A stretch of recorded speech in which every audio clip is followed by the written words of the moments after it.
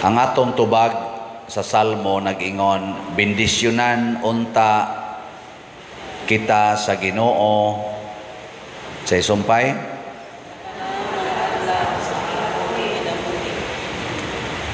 Nganong nangandoy man ang tao nga bendisyonan matag adlaw. Nganong mo day kausalang bendisyonan sa Ginoo sa may mahitabo. Di lang di ay matag adlaw.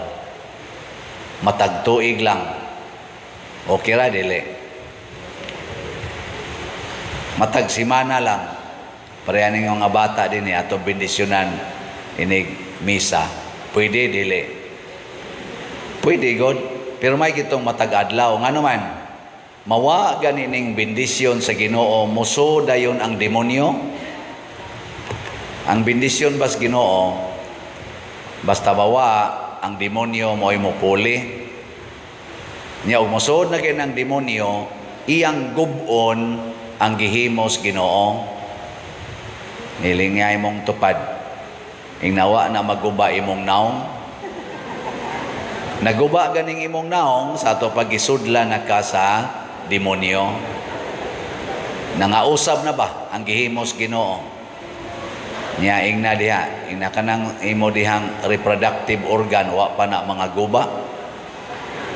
Wa pa na nimo imni og pills, wa na nimo gipamutol dihang angayng putlon.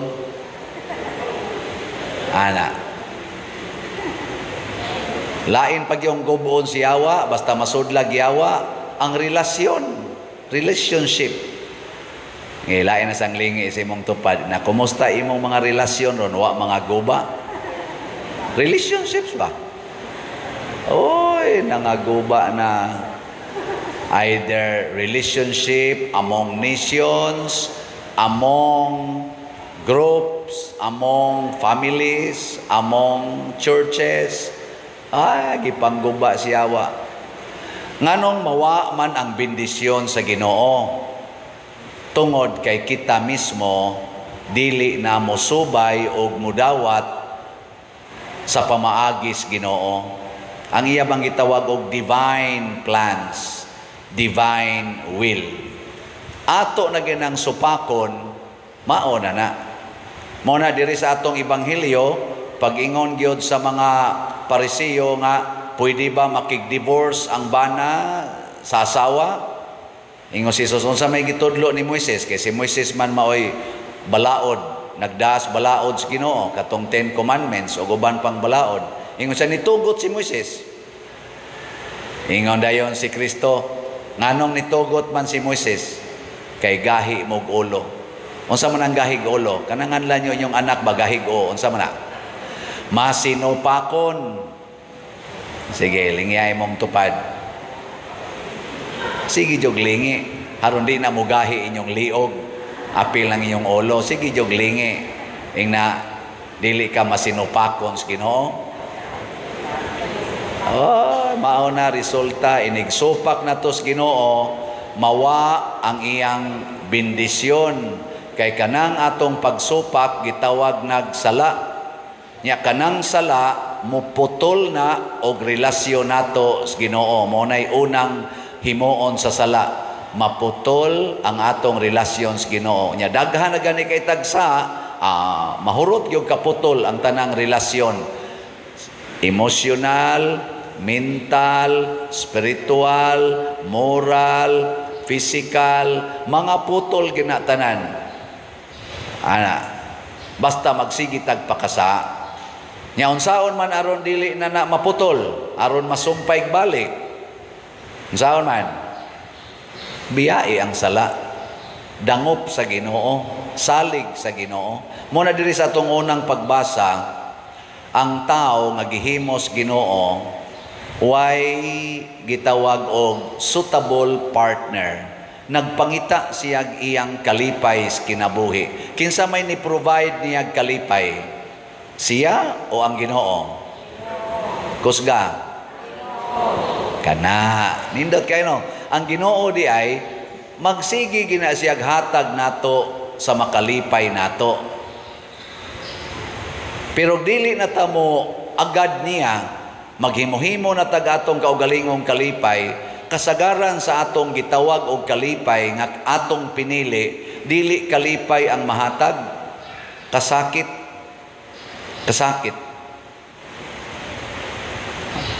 Lagi.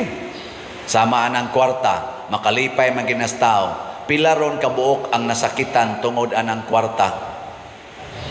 Tungod anang pagsigig inilugay og kwarta. Kanang honor ba? Kanang dungog. Ganahan kay taana, malipay kay taana, perti ganing tuo na to, perting eskwela, gusto yun matapnat sir, perting pagwapa, aron himuon yung Miss Universe, or unsa diha, perting panindot slawas, aron daigon yun, i-honor yun, pero tungod anang honor, daghan kay nagpinatyanay karon tungod anang honor. Ato man na, ato. Kanang gahom ba? Power, authority, perting daghana sa dana karong ganahan kay anak kaysa bagoy di ganahag authority god.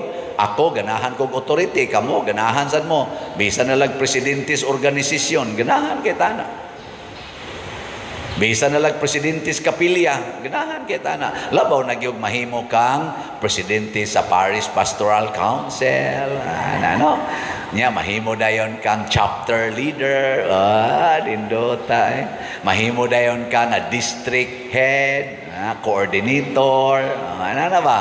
Mahimo dayon kang archdiocesan head of this particular group, archdiocesan naman, ang atong i-proclaim national head of particular organization, national level, pagkadunguga. Pero tungod anang gahom o authority, purti gyapong nangaguba karong relasyon, hangtod ang gubat karon wa nay hunong-hunong, because that is human. Karon unsa may design ni Kristo, ingon siya, kinahanglan ang asawa og ang bana di gyud magbuwag. Ana, hiling nga imong tupad. Ingna, musunod ka ng maong design. Ingna, okay nimo? Okay na nimo? Di gyud magbuwag. Ana, no divorce. No divorce. O ngano man gihimo man is Ginoo, aron dili maputol ang atong relasyon niya. Kay siya'y ga-design sa marriage. Marriage is not designed by human beings. It is designed by God.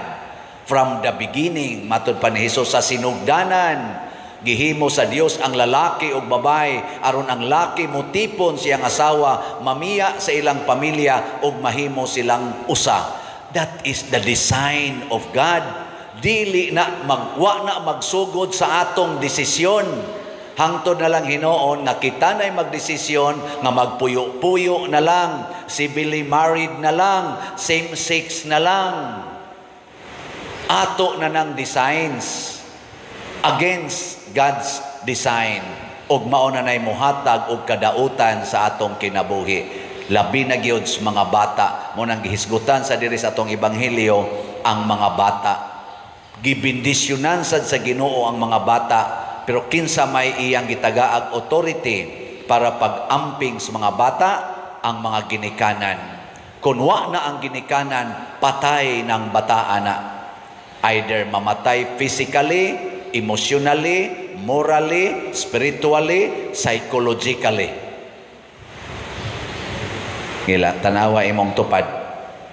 Ing na kompleto pa kag ginikanan pagtubo nimo. Ing na kompleto ra kag mamagpapa. Nya mo ingon gani, kompleto. Congratulations. Kanang gitawag rog dysfunctional parents or no parents, mga gitawag og abandoned children, luoy kayo ini kadako. Nanoy pipilang aninindot sang kinabuhi, pero kasagaran gyud luoy kayo magpangita og belongingness. Kay matod pa sa ato mga psychologists, mutuo lang sad ko ani kay gidesign man ginas Ginoo ang bata gikan sa 0 hangtod sa 6 years old, nagkinahanglan gyud kanang gitawag og intimacy with father and mother. Intimacy, ha? With father and mother. Katubang naghimo niya ba? Kaya doon naman ko tayo gitawag og genetic bond. Ang akong dugo manis akong mama o papa. Mo na inigkataw na ko, magpangita gyud ko ana. Nya kung absent na sila, gikan sa 0 hangtod sa 6 years old kuno, pangitao na hangtod lifetime sa usa ka bata or usa ka tawo. And nobody can satisfy that longing. It is irreplaceable. Mao na ang atong simbahan, di gyud mosugot anang premarital sex. Hastang Ginoo kay sala man na siya. Unsa may epekto sa premarital sex? Daghan kaayo ang nahitabo nga mga anak way amahan. Kay pagkabuntis gibiyaan nya, unwanted sad ang child, giaksyonan sad abort sa papa ug sa sa inahan kay kaiyang kauwaw.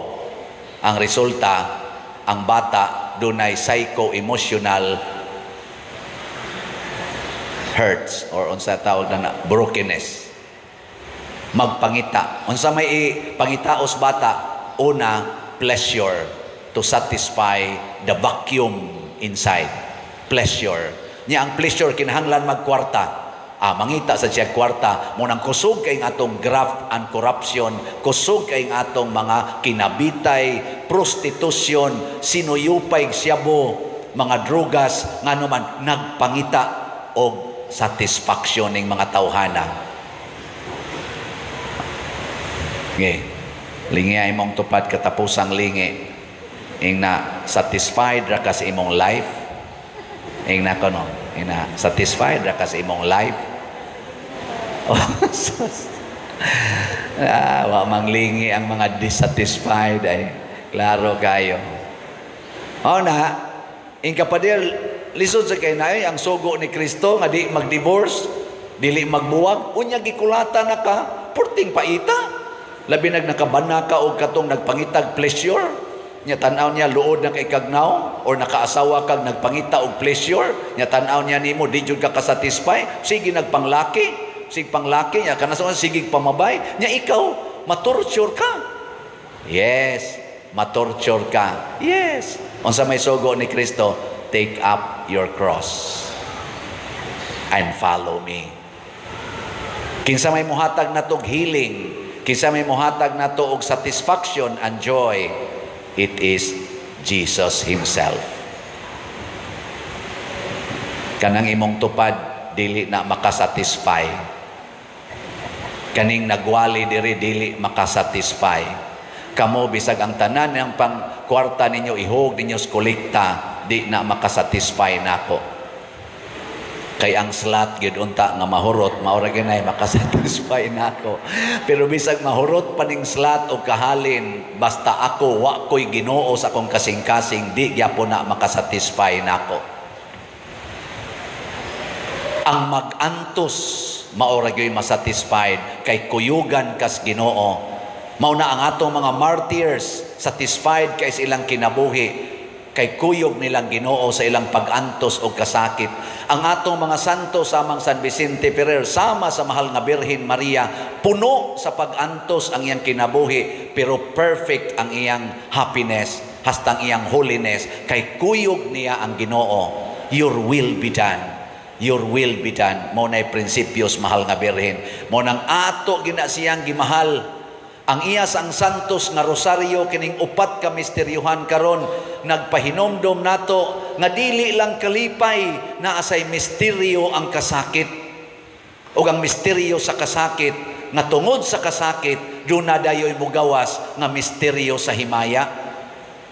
Kalipay nga way katapusan, lisod kayo wa kay misteryos kasakit, moambak lang kas misteryos himaya. Lisod kayo ang Easter Sunday nga mahimong tinuod kun wa moagi si Hesus sa Good Friday.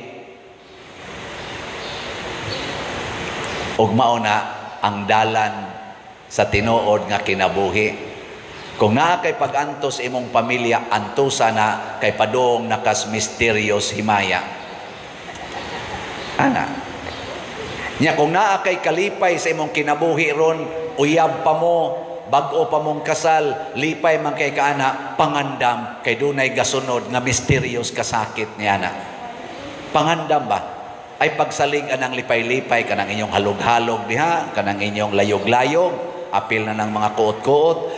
Lipay kay na, pero pangandam, dunay gasunod ana. Unsa may buhaton? Kinahanglan ang matag lakang nato, matag adlaw, nahasubay gyud sa kinabuhi ni Kristo. Matud pa sa atong ikaduhang pagbasa, ang nakita nato mao si Kristo nga natawo, ug sa makadiyot ato siyang nakita, nagantos siya og nagpakamatay. Pasabot, ang Ginoo nga dili makita, nakita nato nga nagantos og nagpakamatay, to tell us nga kining langit dili ni nato masudlan basta di ta moagi dinhis kalibutan sa kasakit og kamatayon. Mo nang musunod ta niya, kadiyot ra man na. Mao sa na ang marriage. Ang marriage sugdi gyud sa Dios non nga pagsugod. Dili yawanon nga pagsugod. Kay matod pas panultihon sa mga philosophers, a travel of million miles starts from the very right step. Sabot mo ana? Mura magwa mo kasabot. Akong binisayon, otro ba sa kong wa kay kasabot. Ang panaw nalayo kayo millions ka kilometro or miles, magsugod yun na sa unang insaktong pagtikang. Unang insaktong pagtikang. Pananglitan ron ang akong panaw, padung kong adtos Medellin, norte. Pero ang una na kong tikang, padung sa Oslo. Maabot ba kong Medellin? Kay iniguna na kong tikang padung man sa south, ang sunod tikang ana padung gina south. Pero og ang una na kong tikang padung sa norte, kana posible yung moabot ko sa norte. Kung ang atong tumong, ang atong panaw padung sa langit, sa dili pa ka magminyo, siguro agyod nga kanang imong pagsod sa kaminyoon, ang una ginimong desisyon mao ang pagpuyo sa kinabuhi nga Dios non. Ug unsa may Dios nong kinabuhi sa dili pa magminyo, naa ginang virginity and purity. Dili unta ka itukmod sa pagminyo tungod kay buntis na ka, tungod kay nag premarital sex na mo. Kay wrong step na siya, sinful step na siya. Sinful step. Siguro agyod nga wa mo mag premarital sex, ing na i-reserve tani inigminyo nga naman aron inigsud natos kaminyoon right step. Di ba? Ingkaw niya kami, Father, na wrong step naman tong amo. Karong adlawa, himuan na ang right step. Pwede man sa kagmubalik. O nakatravel, nakaglayo-layo padong sa south. Uy, tuwara man itong norte. Detour. Nyaon saon man, desisyon, dili na ko makigbuwag aning akong bana, aning akong asawa. Bisan pagmamatay ko aning among pamilya, sa kamot aning maong tao, di na ko makigbulag, kay mauna na ang right decision. Tamparos pa more. Di na jud ko makigbuwag nimo, mahalod ti ka. Nya moingon sa tong bana, din agyog ko mangitaglain, kay wrong step gini padong sa langit. Igo na tong akong pakasala, sugod karon kini nagyoy akong gakson, bisan pagwa na jud ko ganahe. Antuson ko ni Lord, hangtod ko moabot diya sa imong gingharian. Sige, gakos pa more. Wa na'y kabit-kabit, wa na'y away-away. Detour. Change your heart. Di ba? Mo na'y gitawag og conversion of sinful hearts. Katong na-convert, manindog ta.